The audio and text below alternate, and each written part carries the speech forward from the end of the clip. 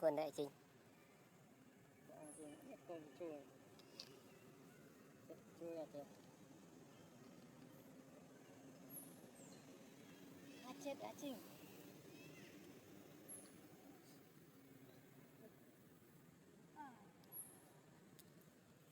Lành của mang cái lồi là chị cổ này.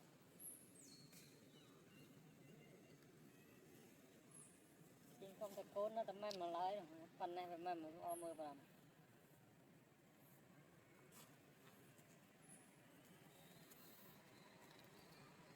Rung cái đầu một sàn.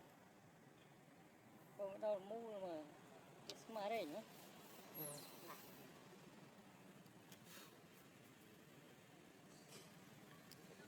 Thì cái mộng này.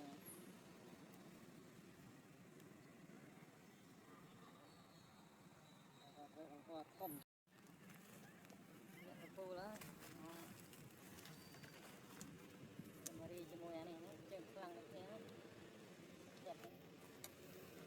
Bạc đẹp chứ sao vậy? Mù rồi. Nhưng mà nó vẫn đành kê trên.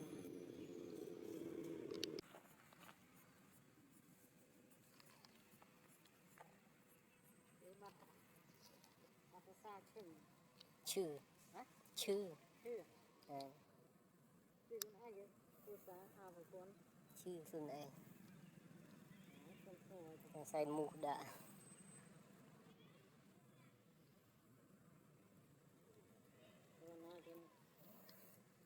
Thuần này.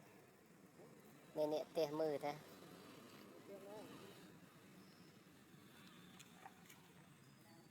Chả tè mơ.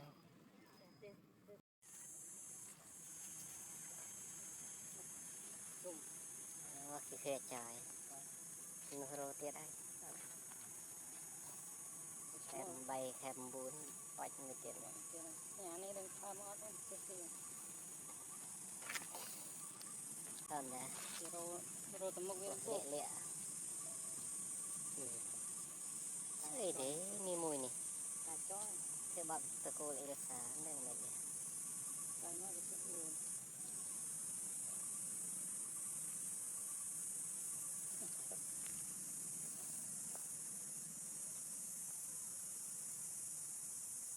Thế rồi, salah bắt thịt đó.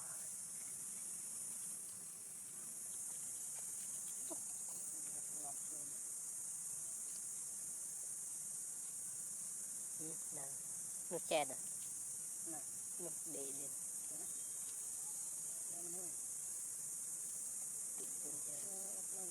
Để tắt này. Cái sắp lệnh này. Chất scum. Đã cũng bùa.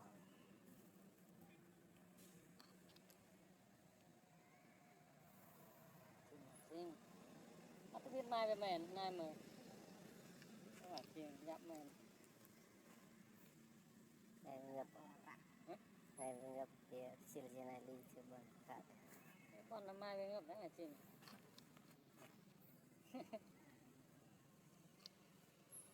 Lao này mơ với lao đàm mà đàm cho rây còi nó cua.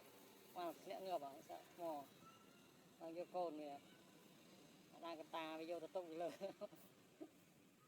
Lao kêu thật mà ru mốt đang tao à. Cắt mò nó. Làm kêu cồn hốt. Ơi mà. Vì lô tà đàm tôi như tiền. Gạch này nó nói khóc như là. Sàn lô đặt học. Tôi bắt trước này. Tôi vẫn đang ổn cho anh chơi.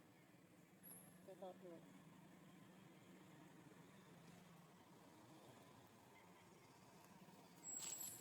Mà chừng cái ăn mà. Mùi một tiết à. Rất là lụt. Để nó gần chặt rồi. Hàng chặt hàng ấy. Không ai cả ta. Ai cả ta.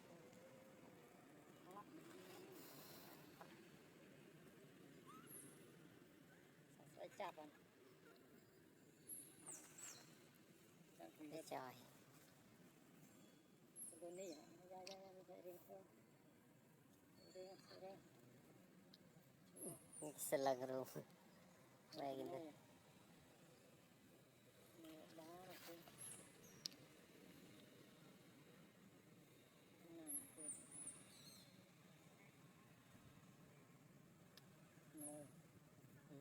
đi con này kia mạ người ta phơm kia mạ người ta phơm cái phát cho sao mấy vậy có thấm phàm này chiên cái phàm này rót ra ngoài rồi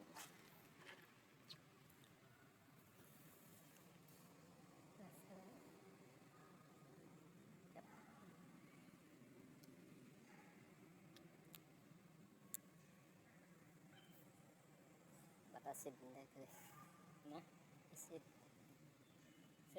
xin đây pon ê xin nào thế xin giềng của vật xin khao thứ hả nâng đó đây cái ngò dưới nào ta đây cái ngò thì thế nào mà đại vàng của vật nó sai bỏ viếng này hả nó thấy channel viếng này cái này cái này nó nồng sẵn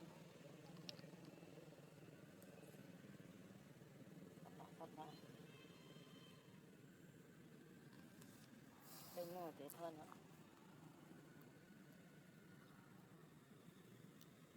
nhà thô thoát xa của những bạn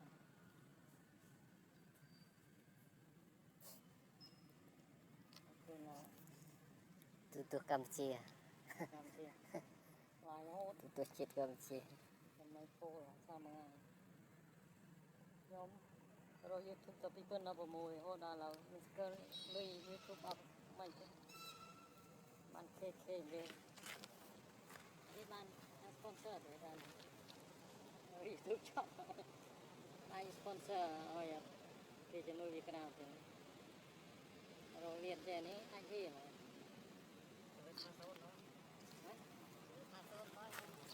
số này ta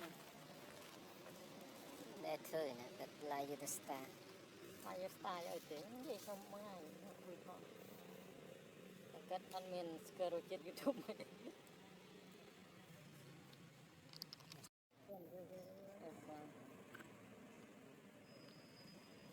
anh nhanh lấy rồi anh nhanh mưa nhanh lấy cả rừng nhanh nhanh nhanh tôi nói là buôn param nó nè lúc nữa là buôn param còn có đây mua anh đâm sang cái mùi để em mới chơi nhé nào rồi á nè thà rồi pan côn gần hèn thà rồi đâm sang cái nó cái nào nè giống như đâm sang cái côn xoa là mù nữa bạn tầm mua rồi rồi nó côn na nữa này côn chi côn prin mình ăn nuôi màu nè tiệt rồi đó cái côn đại chi với nuôi màu lõ chặt ly nhanh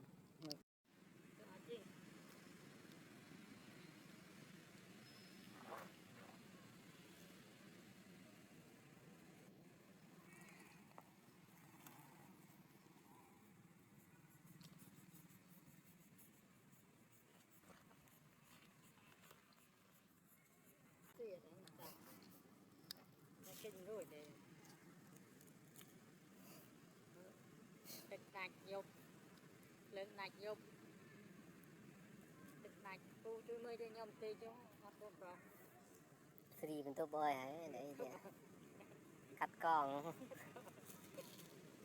គេថា10ខែដល់1ខែគេទៅបានសងលុយទៅតែយើងទុកបានសងគេដល់ស្គាល់ទេគេជួណាគេចិត្តល្អមកដែរ